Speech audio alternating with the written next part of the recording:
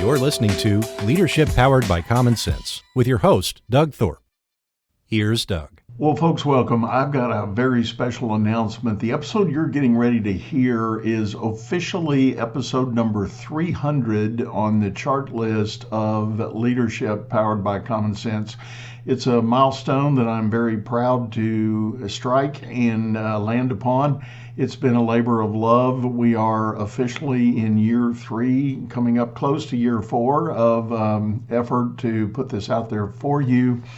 And I just want to put a little bumper on the front of the show here to say thank you for your faithful participation, your following, and all of the input that you've shared over these years as we roll out number 300. Hello again, everyone. This is Doug Thorpe, and you're listening to another episode of Leadership Powered by Common Sense.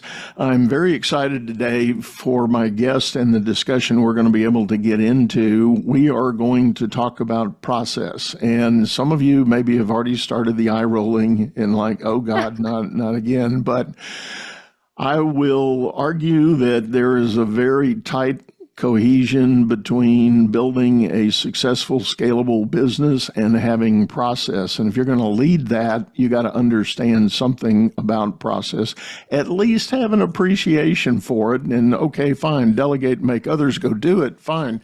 But we need to talk about the process. And my guest today is a lady who I have absolutely fallen in love with, and I mean that in a most socially appropriate way, in her YouTube content and the power of the material that she's putting out there. Her name is Layla Pomper. Layla, welcome to the show. Thanks so much for having me here, Doug. I'm excited to geek out about this. Well, I will tell a really short backstory. I'm involved in an engagement right now with a business, and they have been operating using ClickUp as a platform of choice to do a lot of their process flow. And in the effort to kind of take all of that to another level, I was out browsing one night on YouTube looking for experts, and Layla popped up. And folks, she has a wealth of valuable knowledge on her YouTube channel. It's called Process Driven, very direct, simple name. And her website is processdriven.co. I'll go ahead and drop that in here. We'll talk about it again at the end. But Layla, I guess my first question is, how does a talented and gifted person like yourself get into this world of process? Yeah, no one wakes up one morning and is like, you know what I want to do? I want to go work with policies and procedures, Because I think, just like you said, most people hear process, the eye rolls start, they start falling asleep, they're zoning out, thinking, that's someone else's problem. For me, it was a little bit more of an accidental journey. What I really started to enjoy and find fascinating about the process space is that it's essentially making visual the way people interact and the way people work. And to me, that took something that sounded very boring to most people, and it became fascinating. All of a sudden, the way people spend their time is visible. That's what happens when you work on process or in ClickUp, where you embody that process. Back in my previous life, I was an economics major. We would do, you'd analyze things like time studies of an entire society, how people would spend their time. And, as I got into my career and I was doing a completely other thing, I got into training, and all of a sudden it feels like this process space kind of combined everything back together, where it's the intersection between business and training and education with this almost analytical view of how people are investing their energy and how can we as smaller teams do that successfully. Because as you've probably experienced, Doug, there's not a lot of guidelines out there when it comes to small teams for how to actually do this without becoming, a bureaucracy of some form. Right. No, it's definitely a delicate and tricky balance. And when you come at this from the entrepreneurial mindset, and there's a lot that's been written and talked about in the stages of entrepreneurial growth. The founder gets an idea and they maybe raise a little bit of capital, and they have one or two, maybe three colleagues. They come together and they launch this thing, whatever it is, and they work through that. So the classic startup phase, a lot of trial and error, a lot of if and then and A/B testing and a lot of things like that. So by no means is that the time to start buttoning down a lot of process. I mean, unless you're somehow related to some formulary and, you got some, chemical reaction thing to worry about. Obviously, that's a process. But you've got this thing, this idea, and you mature it and you start getting a little bit of success. And now you realize you've got to repeat it for ongoing success. Well, the first time you think about either transactional or item repetition, guess what, folks? That's your first entry into defining a process. How do you blew the want secret to do that again? Yeah. Exactly. Unless you want to just spend your time coming up with new ways to do the same thing. I think a lot of your folks, they are visionary, right? And if you're starting something, you must have that vision. So why not use that visionary brain power to solve new problems? Whereas if you don't have a process, you're just solving the same problems again and again in different ways, like how we send that invoice. There's no reason to puzzle out 30 different ways to do that. Do it once, remember it, then go on to the next problem. Right. Right. What have you seen as you work with owners and businesses of all sizes? What do you think is the first hurdle in people really getting down, taking out that tablet and the pen and drawing their first process? Why do you think they stumble on that?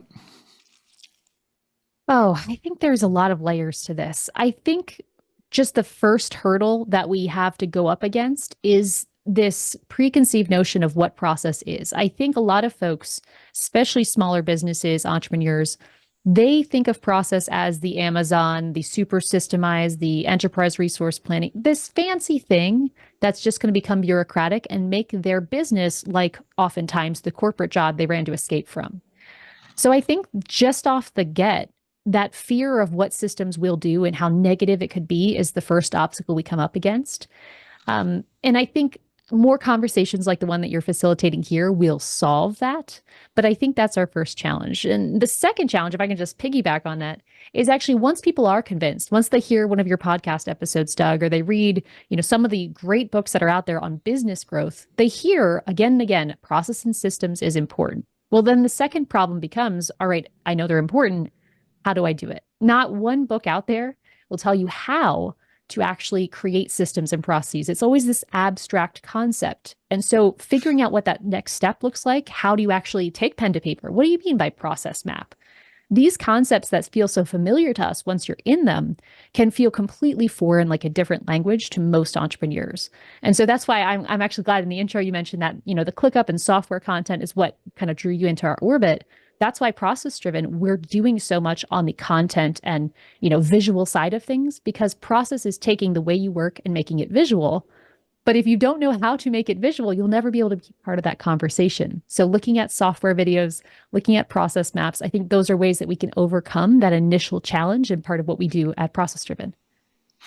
Well, I think back over my career and before I started doing the coaching type work I do now, I was in the classic consulting game, and a frequent ask that I would have is to show up with a company or a team, and they would want to do a process map. They would want to try to identify where their inefficiencies were and their opportunities may lie. So we kind of would do this whiteboard exercise, literally, stand there, giant whiteboard, get the team together and say, all right, what's step one? Where does this thing launch? Where does it come from? And we would spend, like a full day workshop laying this thing out. And always, without exception, the amazing takeaway was there were always people in the room that were going, holy crap, this is so wrong, and they would realize, well, if we did that thing over here, if we did it 2 days earlier, or there was all this moving of the deck chairs on the ship, it was. We could fill this gap here. We could do that over there. Or wait a minute, who's got this part? Nobody. What? We've left a piece off. We need to do something. And I got my early taste of that way back many, many years ago in my young banking career. I was actually working for a unit in the bank that did that kind of process review of things, and we would do a regular rotation through most of the departments and do this kind of analysis. And we were a really well-performing bank. We had high returns. Our investors loved us. And I had a boss there in this unit. We would do these studies, and we would be doing an internal debrief on our team before we'd go present it to the business unit. And we'd go through all the facts, the finds we had made, and we would put dollars on it. And this boss, his famous line was, "Holy crap, think how much money we could make if we really knew what we were doing." I mean, that's exactly it, though. Until you get it on paper, how are you going to spot those moments? I think so many of us think, process is just this thing to get our business to become more complicated and more rigid. And really, process can be used for so many different things, including innovation, which I think is what you're hitting on, Doug. When you were working with those clients or in the big bank branch, the purpose of capturing "here's what we're doing" is to inspire "here's what we could be doing," which we can only do if we take time to actually think about it, as opposed to if you had those bank tellers coming up with a new way of greeting customers every single day. That's all their brain power would go to, is resolving those same problems, as opposed to, exactly what you constructed. So thank you for making that argument. I think there's folks here are listening to this podcast who are probably like, I didn't really see the process thing, but once Doug explained that story, now I get it. So I'm glad that you shared that. Yeah, it very much has value, and let me digress or divert just a minute and talk about the bigger enterprises, the larger companies, and this would be true for the entrepreneurially owned, mid-size, and larger organization. If you've been up and at it a while, there will be an evolution of process and practice in your business. It's a natural phenomenon. Things start kind of getting bolted on. It's almost like a magnetic attraction of little piece here, a little part there. And if you don't do a periodic reset and take a look at what has accumulated over the years prior, you may miss some big opportunity because, like I said, there is a natural evolution of business. Things get adjusted, tweaked. Maybe this tool doesn't work right, or this system isn't working the way you want it to, so you do a workaround, and now you're allowing that inefficiency just to kind of bleed in. And if you don't do a periodic review with great intentionality, you just assume status quo. Your numbers look good, your bank's happy, your investors are happy, and you just move on. But if you are very proactive in reevaluating these processes from time to time, you may in fact learn you've got some margin gain that you're leaving on the table. Right, because by default, entropy is what's going to happen.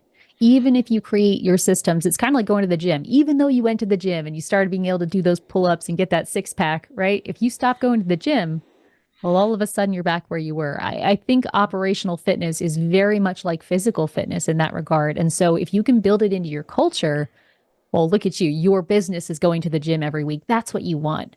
And it shouldn't be like, in the going to the gym example, it shouldn't be just you going to the gym. Your whole business, this is a collective effort. So this doesn't have to mean you're spending 4 hours a week working on SOPs. Nobody should spend that much time unless that's their sole job. But it could be that collectively your team of 40 are each spending 5 minutes a week. We can break this out, but we really want to try to build this culture of process building as opposed to, viewing it as this one-off thing. Another connection I think sometimes helpful for folks is to think of it kind of like accounting, your financial health. It's very similar there. Yeah, I agree.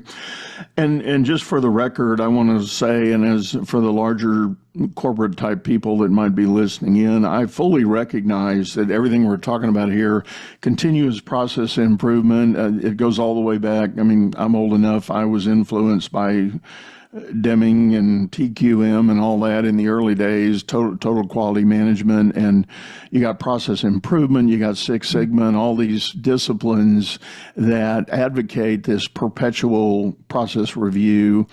and looking for better perfection in the processes you are implementing. So all of that is out there, but I would like to just park that for the corporate guys. We may talk about that another day, but I want to get back to the independent business, the entrepreneur who is trying to grow and scale. And we talked about the idea that you've gone through startup, you've got some repeat business going, you've got a small collection of customers who are reliable and returning. So now you're trying to fulfill orders, fulfill work. And we said the first time you feel like or think about you're repeating a step, now you're packaging your second widget to send out. That's a process. Yes. And what do you advocate, Layla, for people getting started on this journey to start mapping and defining and drawing those process pictures that everybody needs? Yeah. I think just to hit on what you just said first is you only create a process the very first time you do it. A lot of people get confused by that. The first time you send that invoice, you're creating a process. Every other time you're doing that thing, that activity, you're improving that process, whether you identify as Six Sigma or this or that or whatever. I think we get a lot of frameworks that help us think about this. But for the entrepreneurial audience, every time you're realizing, oh man, I could make this invoice faster. I could write it this way. I could copy and paste. You are already practicing process improvement. So how do we make that something that's visual? The process for building processes, right? What I would suggest people start with is one of two things. If you are a client services business, so you're offering something, you're going through a series of steps with maybe your consulting clients, your customers, series of steps. What I would do is start writing down what those steps are. It could be on an index card, it could be on a whiteboard, it could be inside a task management tool. But what I want you to do is write down step 1, 2, 3, 4 of everything you do, from that customer saying, hey, I want to buy this, to that customer walking away thinking, oh my gosh, that was the best service I ever experienced. Every step, write it down, whether it's on paper or not. Next time a customer comes in, you're going to use that list. You're going to make a copy of that piece of paper. You're going to reference that whiteboard and go through that checklist. Odds are, just like Doug described in the bank situation, as you go through that checklist, you're going to realize, ooh, it'd be better if I sent a follow-up note after the invoice. So you're going to change that checklist. But your goal is to just keep repeating and reusing that same list of activities. At first, it's going to feel very simple, but as you add more steps in, it's going to feel less natural to you because you've refined this process to be better than your default behavior, and it'll become worth its weight in gold. If you're a product business, the steps are very similar, except rather than starting from that fulfillment angle, for product businesses or information businesses, I would instead focus on business routines, which is kind of a different can of worms. Elaborate on that, the business routine versus the process. Yeah, absolutely. So your fulfillment process is usually key for those client services models.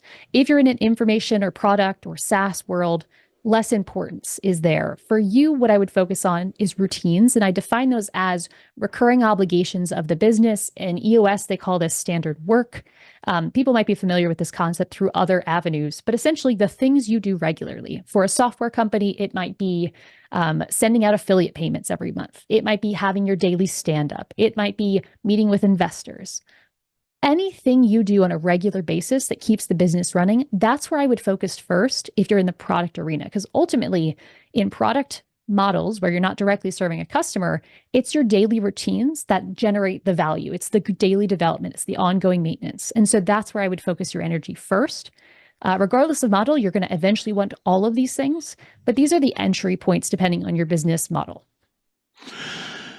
Once somebody starts leaning in and defining the steps as you described, how can you operationalize that? So let's say you've got a customer service team that is 5 people. So you've defined the standard of care, standard of service you would like them to deliver to all your customers. What do you see in the way for an owner to get that out there and know that those people are following the steps? Yeah. So when it comes to expanding this out to a larger team, there's the easy way and there's the more advanced way. We'll start with the easy way. Easy way is take that piece of paper with the checklist that you copy for every new client and give the piece of paper to your front desk person. Give the piece of paper to the customer service rep. It can physically be a notepad. I've seen a lot of, especially brick and mortar businesses, physically have order sheets they get printed with, 50 pages deep of just templates. For online businesses, that would look like a task checklist. And you just share that with those, in this case, customer support reps. Every time a sales ticket comes in, they know to check that checklist.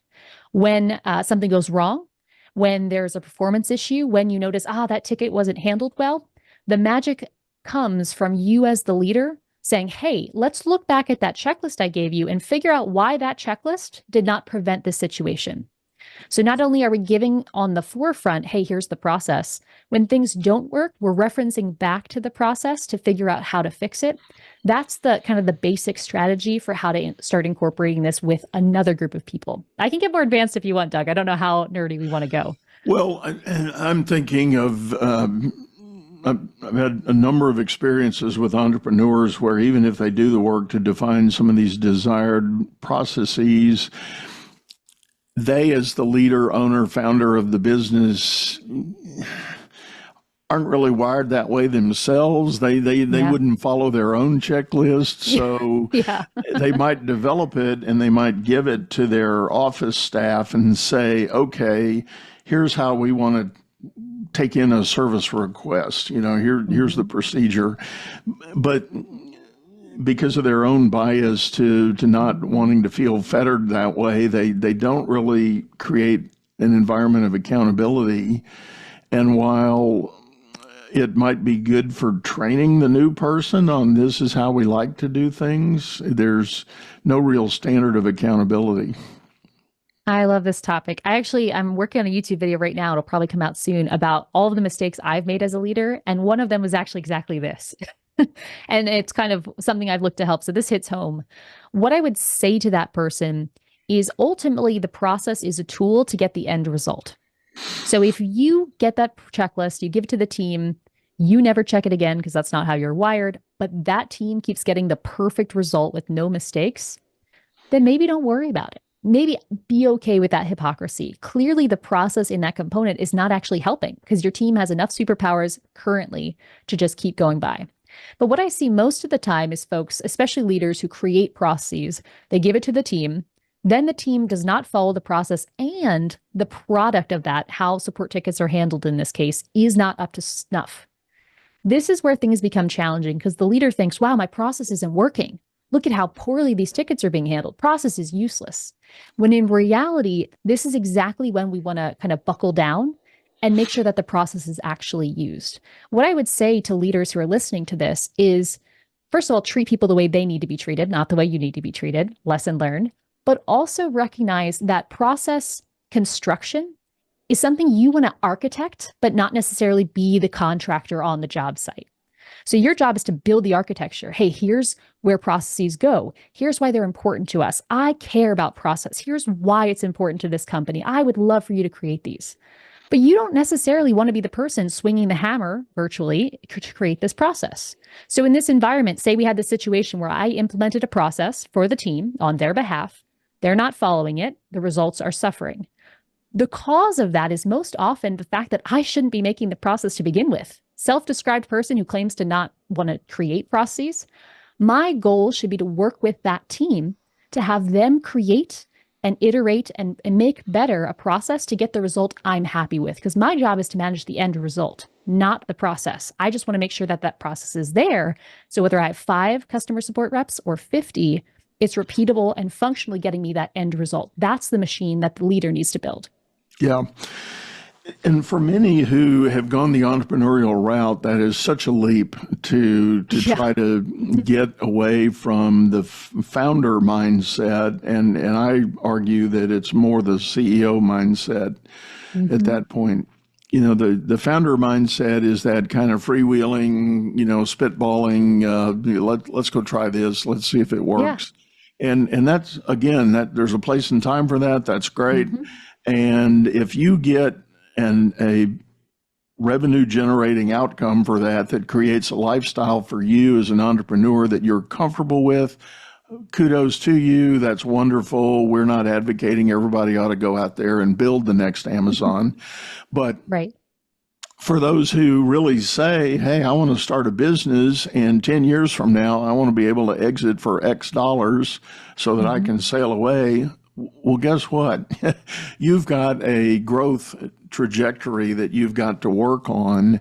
And at steps 2 and 3, steps 2 is your first real growth phase, and step 3 is your scale up phase. You've got to have some notion of process to allow all of that to happen. And by the way, you cannot become the narrow point of the hourglass in the mapping of that business.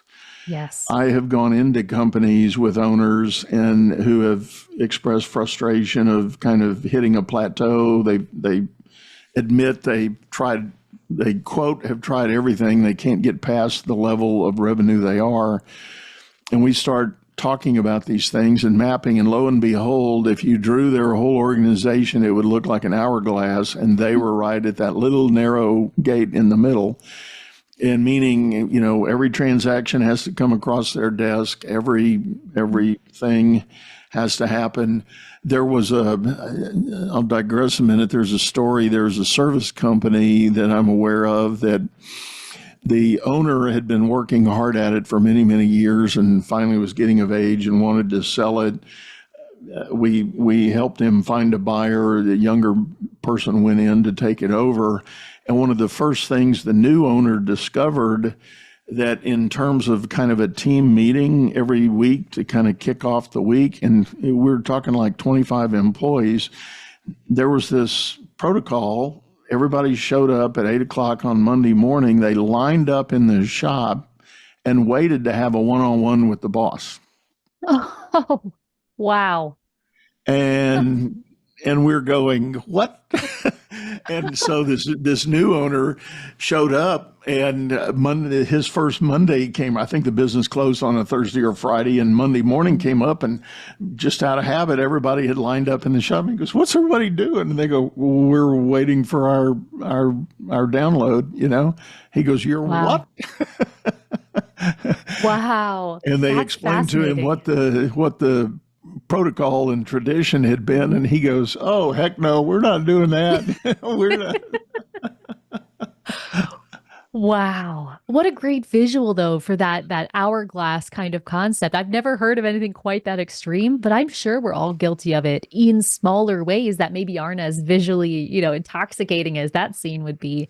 Yeah. And I just wonder what would happen if that previous owner had forced himself, had made a priority of, we're going to write down everything we do. And for him to take the time to write down that we're going to have all employees wait for me to have a one-on-one. I wonder if that might have been, culturally been able to change sooner had we given ourselves that pause. No? I don't know. When the seller was asked about that, it was really not an ego thing. It was just, Yeah. it was a very, it was rooted way back when the company, there were only like 4 of them. And, that was an easy way to get everybody together. And he realized the team kind of liked it because they could kind of mill around with each other and chat and have coffee and reconnect, so it was a little bit of a social thing. And, but, as the business was growing, getting up through level 2 and 3, now you got like 25 employees lined up on Monday morning for that. I mean, do the math. Even if you're getting 10 minutes with each person, that's 4 hours of downtime for somebody to be sitting there getting through that queue, waiting to talk to the boss and talk about what, Yeah. So, the point being, it's amazing how some of these habits and traditions, which ultimately become process in and of themselves, not a good one, but a process. Oh, yes. Can evolve in a business. And again, you want to look at that and take care and pay heed so that you're not guilty of perpetuating something that's not helping you make money.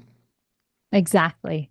And, I think when it comes to all of these things, what we're really talking about is being able to be visionary as almost, I know this is a corporate jargon term, but an entrepreneur. I think a lot of visionaries and leaders spend a lot of their time coming up with what the grand vision is of the business. Where are we heading next? What's the strategic move? And I think that's fantastic. You need to have that. That is the direction and fuel for the business.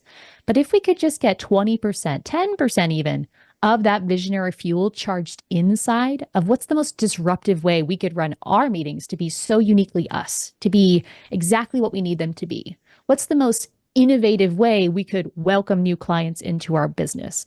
If we put just a small amount of that visionary energy towards the actual internal operations of our business, I think we would have much fewer situations where we kind of end up operating from default. Right, right. I agree with you so well, and I'm thinking of several other examples that we've actually talked about on the show. And I had one owner that was actually a guest, and he's done an amazing job with a plumbing company over in Denver. And he has built a thriving culture of performance, camaraderie, fellowship.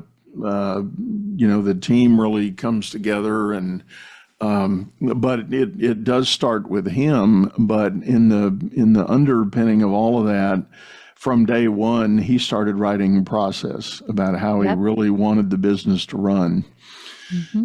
And now they've got a very sophisticated process. For instance, he runs something like 40 trucks in his fleet of service techs that he's got. Well, they covered the Denver area, so he, for several years now, has had the techs take the trucks home at night and dispatch from their homes. Don't waste the time in the morning driving all the way back to the shop to maybe pick up parts or whatever. And what he's done, he's been able to study and determine a standard load of spare parts and equipment he wants on every truck. And he's got systems now in place. When a tech does a job at somebody's home, the parts are checked off through the system.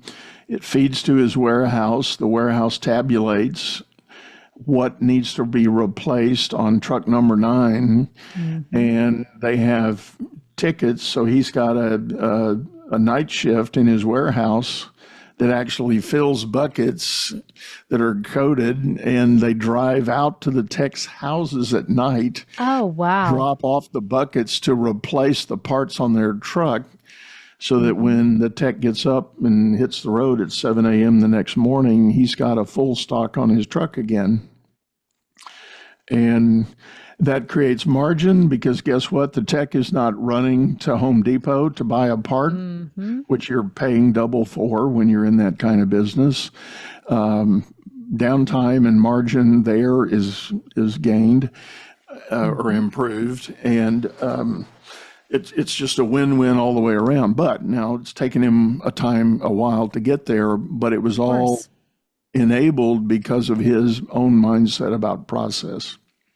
And, I think some folks might listen to this and be maybe a bit intimidated with that example of just, wow, we're so far away from that. But I hope what people pick up from what you've shared is that's the end state, or maybe even the, 75% state to where that business owner wants to be.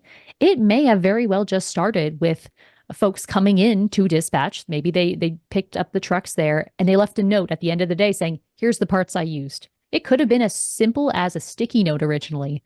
And then piece by piece by piece, we started building that innovation. So I don't want folks to hear this and think, oh my gosh, I have to become a tech genius and this, that, and the other. It starts so small, but that's where it grows to, which is just an incredible place to be. What a great example. Well, and you're spot on, and that's exactly his story. Yes, it started out very small, much of it paper-based, sticky note and all that. But he was challenging his team to make it happen, telling his techs, yes, you're going to bring the truck back, and I need you to tell me, show me your tickets. What did you use all day long? And here's a punch list that you can leave on this desk, and that will be my warehouse person. They will go deal with that and have you a bucket ready for tomorrow, but it's back in the warehouse. And so, yes, there was an evolution of this whole process, but. I love it. And I think that's the journey that we all want to be on, but you can't get on that journey unless you start. I always think that when we're talking about processes, it's kind of like planting a tree. The best time was a few years ago. The second best time is right now. If you can just start and realize, hey, write it on your whiteboard, write it on your sticky note. I'm going to be systemizing, in this case, equipment re-ups for trucks. That's what I'm going to work on right now. Write it down. And then just like this person did in this example, try to measure it if you can. See how much time it's taking. Give it a unit of measure, just like you would for a SMART goal. And then kind of revisit it.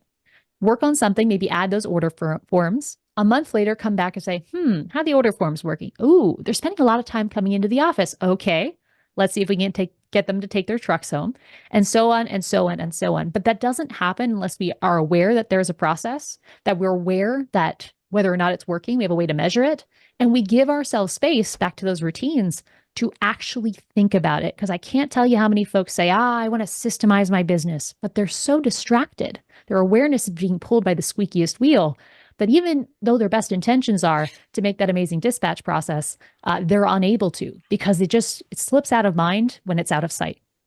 Yeah. Very good word. And I think on that, we are going to bring this to a close, Layla. Thank you so much for bringing this to us. Tell people the best way to get a hold of you if they're interested in learning more about your work. Absolutely. You can find us on YouTube at Process Driven or at processdriven.co. The main ways we work with people are either through setting up your foundation of processes, having a way to inventory what processes you have and how strong they are through our program, Process Driven Foundations. And actually, just this week, Doug, we are releasing a more advanced program for folks who are seasoned operators of a larger scale. And we have a community for them called Indie Apps, both found on our website at processdriven.co. That's great.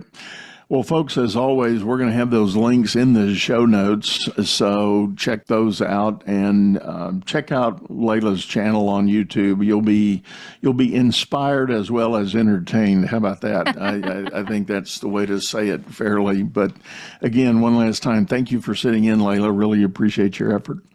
Thank you so much. I'm glad to be here. All right. Well, folks, I do want to remind you, we too have a YouTube channel by the same name, Leadership Powered by Common Sense, where you can get a video version of this. You can see Layla's smiling face as she went through all this with us, and would love you to check out our archive. We are rapidly coming up on episode 300, so we're excited about that. And actually, perhaps, I didn't look at my chart board, we might have eclipsed it by the time this one's released. I don't know, but or maybe you're going to be number 300, Layla. I'll have to look. I'd be excited for that. That'd be a milestone. We'll, if I've still got a say in it, I'll talk to the team and we'll make that happen. How about that? But that would be awesome. Anyway, with that, folks, we're going to sign off, say goodbye. Go out there and make it a great day. You've been listening to Leadership Powered by Common Sense, hosted by Doug Thorpe. If you would like to know more about the coaching and advisory services he provides, visit dougthorpe.com.